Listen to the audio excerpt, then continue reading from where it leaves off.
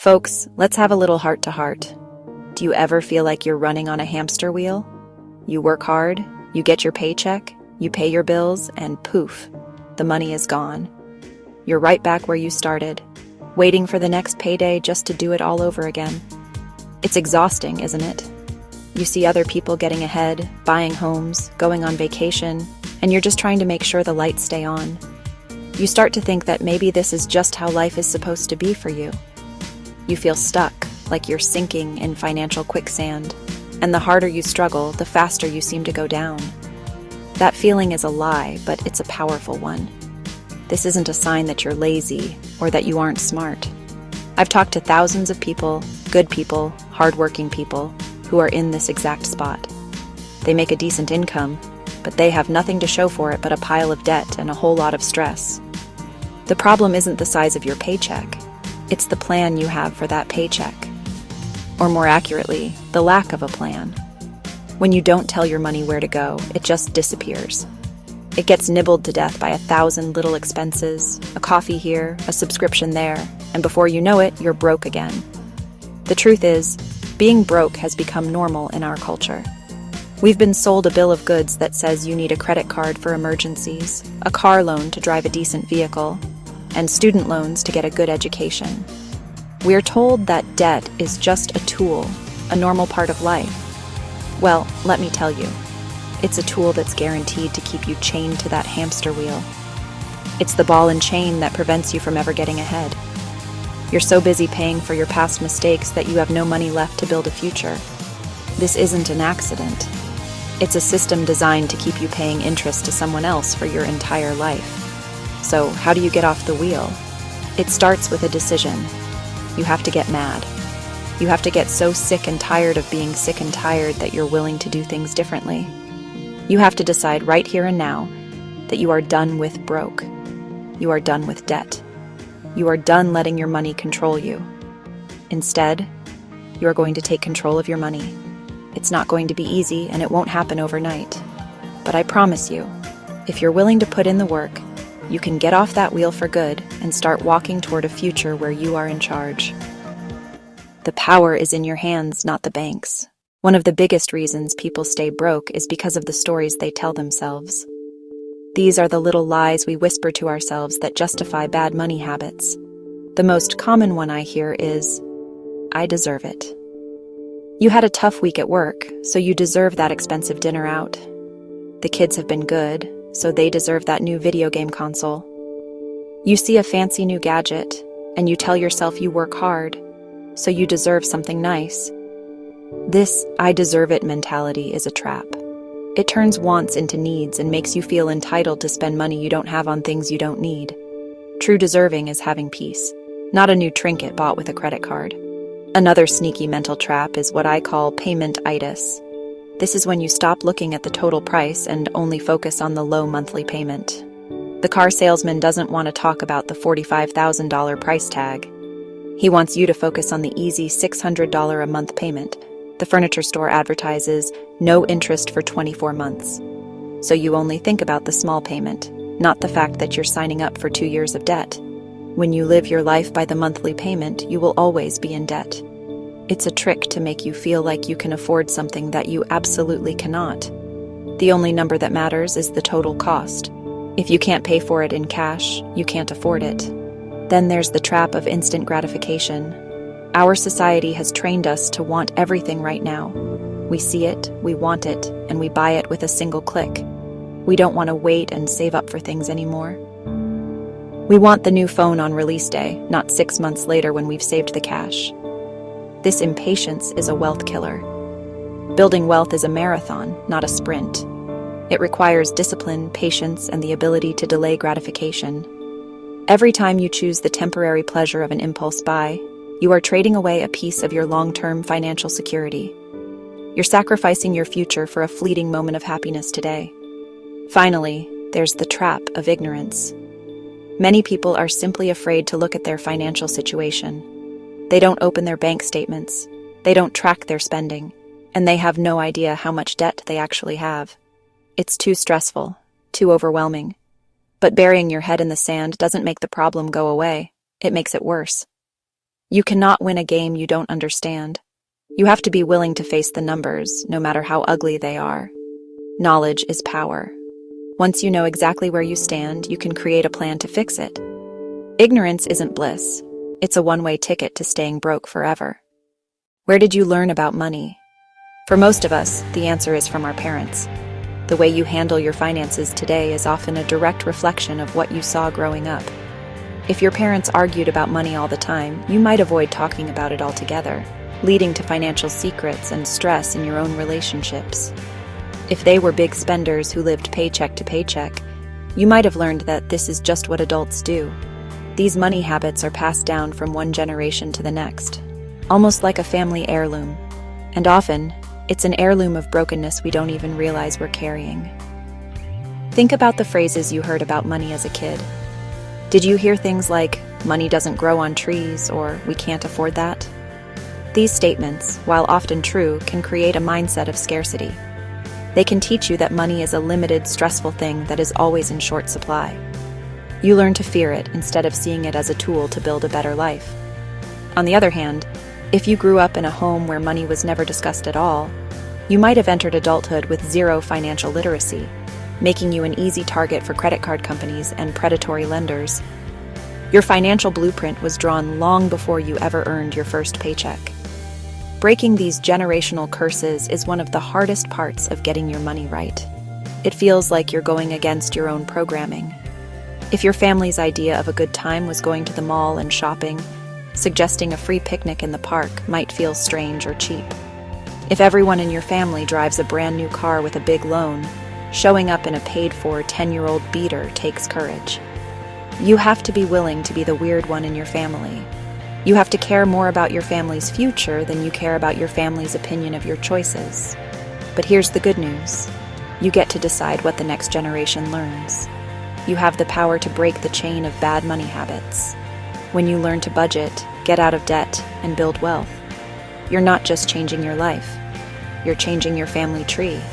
You can be the one who teaches your children how to handle money with wisdom and confidence. You can pass down an inheritance of financial peace instead of financial chaos.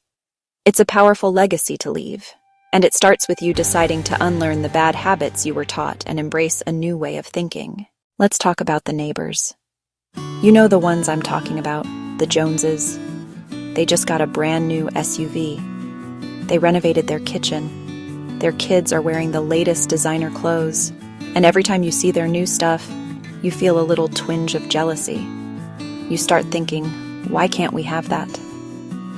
This desire to keep up with the people around us is one of the most powerful forces keeping people in debt. We see the lifestyles of others on social media and in our neighborhoods, and we feel pressure to match them. We want to project an image of success, even if it's built on a foundation of credit card debt. Here's the secret about the Joneses. They're broke. That shiny new SUV, it has a 7-year loan attached to it that they'll be paying for long after the new car smell is gone. That gorgeous new kitchen?